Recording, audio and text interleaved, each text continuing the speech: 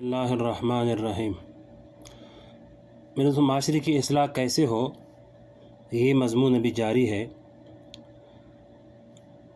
فرمایا کہ غزوہ احزاب کے موقع پر خندق کودی جا رہی تھی۔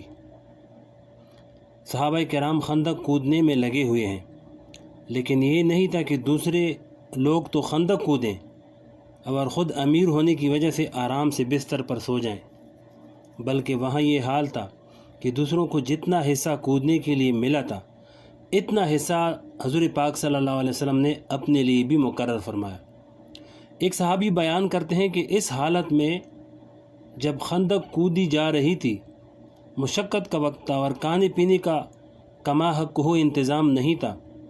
اور میں بھوک سے بے تاب ہو رہا تھا، تو بھوک کی شدت کی وجہ سے میں نے اپنے پیٹ پر ایک پتھر باندھ لیا تھا۔ پیٹ پر پتھر باندھنے کا محاورہ ہم نے اور آپ نے بہت سنا ہے، لیکن کبھی دیکھا نہیں، اور اللہ تعالیٰ نہ دکھائے، آمین۔ لیکن جس پر یہ حالت گزری ہو وہ جانتا ہے۔ لوگ یہ سمجھتے ہیں کہ پیٹ پر پتھر باندھنے سے کیا فائدہ ہوتا ہے، اور پتھر باندھنے سے کسی طرح بھوک مٹتی ہے۔ اصل بات یہ ہے کہ جب بھوک کی شدت ہوتی ہے تو اس کی وجہ سے انسان کو اتنی کمزوری لاحق ہو جاتی ہے کہ وہ کچھ کام نہیں کر سکتا، اور پتھر باندھنے سے پیٹ پر ذرا وزن ہو جاتا ہے، اس کی وجہ سے آدمی میں کڑا ہونے کی طاقت آ جاتی ہے، ورنہ وہ کمزوری کی وجہ سے کڑا بھی نہیں ہو سکتا۔ بہرحال تو ایک صحابی بیان کرتے ہیں کہ شدت بھوک کی وجہ سے میں نے اپنے پیٹ پر پتھر باندھ لیا تھا، اور اسی حالت میں حضور اقدس صلی اللہ علیہ وسلم کی خدمت میں حاضر ہوئے اور عرض کیا، یا رسول اللہ، میں نے بھوک کی شدت کی وجہ سے اپنے پیٹ پر پتھر باندھا ہوا ہے۔ تو حضور پاک صلی اللہ علیہ وسلم نے اپنے پیٹ پر سے قمیص اٹھا دی، اور وہ صحابی فرماتے ہیں کہ میں نے دیکھا کہ آپ کے پیٹ پر 2 پتھر بندھے ہوئے تھے۔ یہ ہے وہ چیز کہ جس بات کی تعلیم دی جا رہی ہے، جس بات کی تبلیغ کی جا رہی ہے، جس بات کا حکم دیا جا رہا ہے، پہلے خود اس پر اس سے زیادہ عمل کر کے دکھا دیا۔ حضرت فاطمہ رضی اللہ تعالی عنہا جنت کی خواتین کی سردار ایک مرتبہ نبی کریم صلی اللہ علیہ وسلم کی خدمت میں حاضر ہوتی ہیں اور اپنے ہاتھ مبارک دکھا کر عرض کرتی ہیں کہ میرے ہاتھوں میں چکی پیس پیس کر گٹے پڑ گئے ہیں، اور پانی کی مشق ڈھو ڈھو کر لا لا کر سینے پر نیل آ گئے ہیں۔ یا رسول اللہ، خیبر کی فتح کے بعد سارے مسلمانوں کے درمیان غلام اور کنیزیں تقسیم ہوئی ہیں جو ان کے گھروں کا کام کرتی ہیں، لہذا کوئی خدمتگار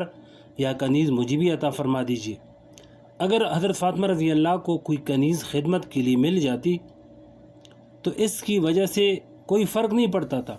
لیکن جواب میں نبی کریم صلی اللہ علیہ وسلم نے ارشاد فرمایا کہ فاطمہ، جب تک سارے مسلمانوں کا انتظام نہیں ہو جاتا، اس وقت تک محمد صلی اللہ علیہ وسلم اور ان کے گھر والوں کے لیے کوئی غلام اور کنیز نہیں آئے گی۔ میں تمہیں اس مشقت کے عوض غلام اور کنیز سے بہتر نسخہ بتاتا ہوں۔ اور پھر فرمایا کہ ہر نماز کے بعد سبحان اللہ 33 مرتبہ، الحمدللہ 33 مرتبہ اور اللہ اکبر 34 بار پڑھا کرو۔ اس وجہ سے اس کو تسبیح فاطمہ کہا جاتا ہے کہ حضور پاک صلی اللہ علیہ وسلم نے فاطمہ رضی اللہ کو اس کی تلقین فرمائی تھی۔ لہذا دوسروں کے ساتھ تو معاملہ یہ ہے کہ غلام تقسیم ہو رہے ہیں، کنیزیں تقسیم ہو رہی ہیں، اور پیسے بھی تقسیم ہو رہے ہیں، اور خود اپنے گھر میں یہ حالت ہے۔ لہذا جب یہ صورت ہوتی ہے کہ خود کہنے والا دوسروں سے زیادہ عمل کرتا ہے تو اس کی بات میں تاثیر ہوتی ہے، اور وہ بات پھر دل پر اثر ہوتی ہے، اس بات کی دل پر اثر ہوتی ہے، وہ انسانوں کی دنیا بدل دیتی ہے، ان کی زندگیوں میں انقلاب لاتی ہے، اور انقلاب لائی۔ چنانچہ حضور پاک صلی اللہ علیہ وسلم کی باتوں نے صحابہ کرام کو کہاں سے کہاں تک پہنچا دیا۔ فرمایا کہ 30 شعبان کا جو دن ہوتا ہے، اس میں حکم یہ ہے کہ اس دن روزہ نہ رکھا جائے۔ بعض لوگ اس خیال سے روزہ رکھ لیتے ہیں کہ شاید آج رمضان کا دن ہو جائے، اس لیے کہ ہو سکتا ہے کہ رمضان کا چاند ہو چکا ہو لیکن ہمیں نظر نہ آیا ہو، اس لیے احتیاط کے طور پر لوگ شعبان کی 30 تاریخ کا روزہ رکھ لیتے ہیں، لیکن حضور پاک علیہ السلام نے احتیاط رمضان کے طور پر 30 شعبان کو روزہ رکھنے سے منع فرمایا ہے۔ لیکن یہ روزہ نہ رکھنے کا حکم اس شخص کے لیے ہے جو صرف احتیاط رمضان کی غرض سے، احتیاط رمضان کی نیت سے روزہ رکھ رہا ہو۔ البتہ جو شخص عام نفلی روزے رکھتا چلا آ رہا ہے وہ اگر 30 رمضان کو بھی روزہ رکھ لے اور احتیاط رمضان کی نیت دل میں نہ ہو تو اس کے لیے جائز ہے۔ امام ابو یوسف رحمۃ اللہ علیہ 30 شعبان کے دن خود روزے سے ہوتے تھے اور پورے شہر میں منادی کرتے ہوئے، اعلان کرتے ہوئے پھرتے تھے کہ آج کے دن کوئی شخص روزہ نہ رکھے، اس لیے کہ عام لوگوں کے بارے میں یہ خطرہ تھا کہ اگر وہ اس دن روزہ رکھیں گے تو احتیاط رمضان کا خیال ان کے دل میں آ جائے گا اور روزہ رکھنا گناہ ہوگا، اس لیے سختی سے منع فرما دیا۔ حکیم الامت مولانا اشرف علی تھانوی رحمۃ اللہ علیہ، جن کے ہم اور آپ نام لیوا ہیں، اللہ تعالیٰ ان کے نقش قدم پر چلنے کی توفیق عطا فرمائے۔ آپ کو لوگوں کے لیے فتویٰ کے اندر آسانی پیدا کرنے کی ہر وقت فکر رہتی تھی تاکہ لوگوں کو مشکلات نہ ہو، جتنا ہو سکے آسانی پیدا کی جائے۔ آج کل بازاروں میں پھلوں کی جو خرید و فروخت ہوتی ہے، آپ حضرات جانتے ہوں گے کہ آج کل یہ ہوتا ہے کہ ابھی درخت پر پھل بھی نہیں آتا کہ پوری فصل فروخت کر دی جاتی ہے، اور اس طرح پھل کے آئے بغیر اس کو بیچنا شرعاً جائز نہیں۔ حضور اکرم صلی اللہ علیہ وسلم نے اس سے منع فرمایا ہے کہ جب تک پھل ظاہر نہ ہو جائے اس وقت تک بیچنا جائز نہیں۔ اس شرعی حکم کی وجہ سے بعض علماء نے یہ فتویٰ دیا ہے کہ بازاروں میں جو پھل فروخت ہوتے ہیں ان کی خرید و فروخت چونکہ اسی طریقے سے ہوئی ہے، اس لیے ان پھلوں کو خرید کر کھانا جائز نہیں، لیکن تھانوی رحمۃ اللہ علیہ نے فرمایا کہ ان پھلوں کو کھانے کی گنجائش ہے۔ البتہ خود ہمیشہ احتیاط کی اور ساری عمر بازار سے پھل لے کر نہیں کھایا اور دوسروں کو کھانے کی اجازت دے دی۔ یہ اللہ کے بندے ہیں، جس چیز کی دوسروں کو تلقین کرتے ہیں اس سے زیادہ خود اس پر عمل کرتے ہیں، تب ان کی بات میں اثر پیدا ہوتی ہے۔ لہذا ہمارے اندر خرابی یہ ہے کہ اصلاح کا جو پروگرام شروع ہوگا، جو جماعت قائم ہوگی، جو انجمن کڑی ہوگی یا جو آدمی کھڑا ہوگا، اس کے دماغ میں یہ بات ہوگی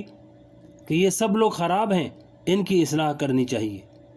اور اپنی خرابی کی طرف دھیان اور فکر نہیں۔ اس لیے اس آیت میں اللہ تعالیٰ یہ فرما رہے ہیں کہ اے ایمان والو، اپنی خبر لو، اگر تم راستے پر آ جاؤ تو گمراہ ہونے والے اور غلط راستے پر جانے والے لوگ تمہیں کوئی نقصان نہیں پہنچا سکتے۔ لہذا مجلس آرائی کے طور پر اور محض برسبیل تذکرہ دوسروں کی برائیاں بیان کرنے سے کوئی فائدہ نہیں۔ اپنی فکر کرو، اپنی جتنی اصلاح کر سکتے ہو وہ کر لو۔ واقعہ یہ ہے کہ معاشرے کی اصلاح کا راستہ بھی یہی ہے، اس لیے معاشرہ کس کا نام ہے؟ میرا، آپ کا اور افراد کے مجموعی کا نام معاشرہ ہے۔ اب اگر ہر شخص اپنی اصلاح کی فکر کر لے کہ میں ٹھیک ہو جاؤں تو رفتہ رفتہ سارا معاشرہ ٹھیک ہو جائے گا۔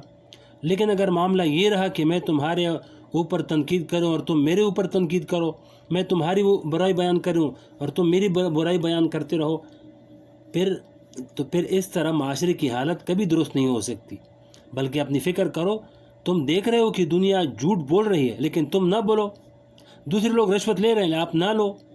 دوسرے لوگ سود کھا رہے ہیں تو آپ سود نہ کھاؤ، دوسرے لوگ دھوکہ دے رہے ہیں تم اسے بچ جاؤ، دوسرے لوگ حرام کھا رہے ہیں اور تم نہ کھاؤ۔ لیکن اس کے تو کوئی معنی نہیں کہ مجلس کے اندر تو کہہ دیا کہ لوگ جھوٹ بول رہے ہیں اور پھر خود بھی صبح سے شام تک جھوٹ بول رہے ہیں، یہ طریقہ درست نہیں۔ اللہ تعالیٰ اپنی رحمت سے اس فکر کو ہمارے دلوں میں پیدا فرما دے کہ ہر شخص کو اپنی اصلاح کی فکر ہو جائے۔ البتہ یہاں یہ سمجھ لینا ضروری ہے کہ اپنی اصلاح کی فکر میں یہ بات بھی ضروری ہے کہ جس جگہ نیکی کی بات پہنچانا ضروری ہے وہاں نیکی کی بات پہنچائے اور اپنا فرض ادا کرے۔ اس کے بغیر وہ ہدایت یافتہ نہیں کہلا سکتا، نہ اس کے بغیر اپنی اصلاح کا فریضہ مکمل ہوتا ہے۔ یہی بات سیدنا ابوبکر صدیق رضی اللہ نے ایک حدیث میں واضح فرما دی ہے۔ یہ حدیث میں آیا ہے، اس کو انشاءاللہ اگلے ویڈیو میں آپ کو سنائیں گے، تو ویڈیو لمبی ہو جائے گی۔